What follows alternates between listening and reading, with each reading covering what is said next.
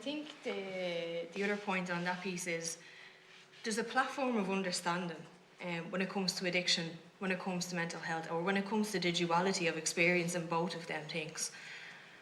And I think a lot of times we think the consequence, they'll learn from the consequence of a loosely termed behaviour. People who access these services are experiencing, and we all experience to some degree when we're making any decision about something, is dissonance, is cognitive dissonance. And it's not something that's always quite understood to be what it is. If I'm doing drugs down the road and the Gardaí catch me and I get put in prison for a little while, it's not going to stop.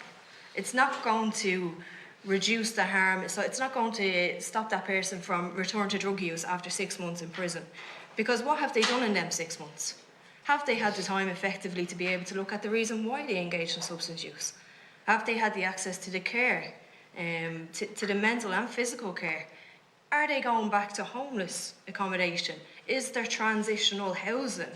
So we can set up specialised residential cares, we can have stabilisation units, detox wards, treatment centres, and people can go in and they can address their substance use. But if they're going back into homeless accommodation, and I understand staff in the accommodation do their best to provide care, but a lot of the times it's firefighting in these places. A lot of the times they don't have the time to sit down with individuals. So therefore what we might see as a society as a behavioural issue, there's a person behind that really suffering, and most of the time not wanting to engage in that criminal behaviour, but not understanding the reason why. It's like when we go back to the heroin epidemic in the 80s and the 90s and we had drug marches. You know, we've come away from that to some degree, but we've got a further way to go with that. We have a responsibility to educate not only services or not only people who access services, but to educate society on what it means to be somebody who wakes up and has to reach for a drug to be able to get through the day. Because it's not a life, it's an existence.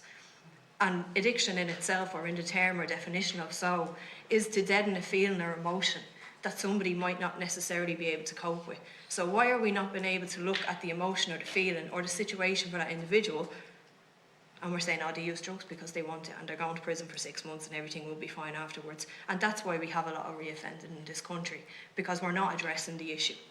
We're removing it, eliminating it from society for a period of time, and then we're returning it back to society and saying, you'll be fine.